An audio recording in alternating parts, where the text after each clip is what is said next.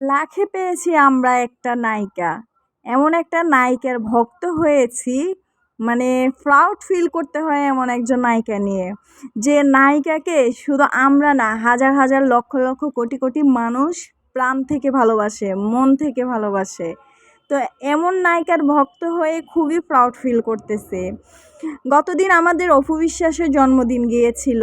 তো এই দিনটাতে আমাদের নায়িকার সাথে যাদের দ্বন্দ্ব ছিল, যারা আমাদের নায়িকার সাথে দ্বন্দ্ব বাজিয়ে দূরে সরে গিয়েছে, দূরত্ব বাড়িয়ে দিয়েছে, তারা আসলে দূরে গিয়ে বুঝেছে যে অপু বিশ্বাস ছাড়া তারা কিন্তু অচল।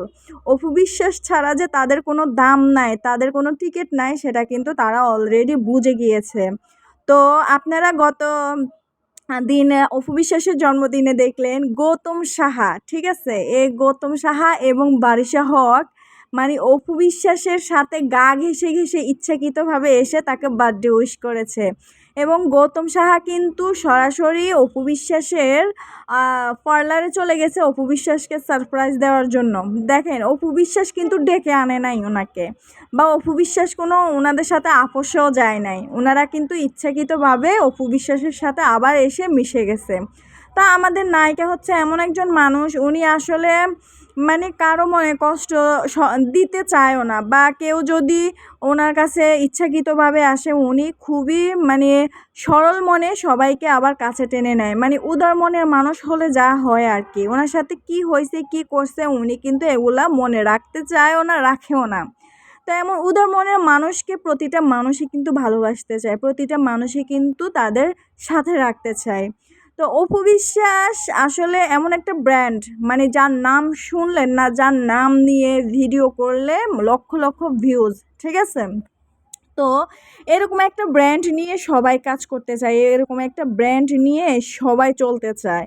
তা আমি বলবো, যারা অপু বিশ্বাসের সাথে শত্রুতা গড়ে তুলেছে, তারা কিন্তু একে একে সবাই বুঝেই কিন্তু অপু বিশ্বাসের কাছে আবার চলে আসতেছে যে না, অপু বিশ্বাসই কিন্তু দিন শেষে রাইট আছে। এবং কি এখনও যারা বাকি আছে যে অপু বিশ্বাসের সাথে শত্রুতা করেছে বা অপু বিশ্বাসের বিপক্ষে গিয়েছে, আমি বলে দিচ্ছি আপনাদেরকে, আমার এই আজকের ভিডিওটা কিন্তু ইয়ে হয়ে থাকবে। আপনারা মনে রাখবেন, এই যে সুলতানা নামক এই গর্দভ মহিলাটাও কিন্তু একসময় দেখবেন অপুর পা চাটাচাটি শুরু করবে, আবার অপু বিশ্বাসের পায়ের নিচে আসে পড়বে। এটা আপনারা লিখিত রাখেন। তবে আমি অপু বিশ্বাসকে বিশেষ করে বলবো যে এই সুলতানা নামক মহিলাকে কোনোভাবেই জায়গা দিবেন না।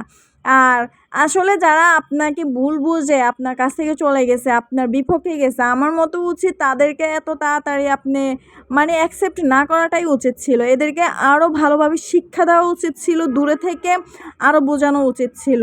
তারপরেও বলবো, একটু সতর্ক থাকবেন এদের থেকে।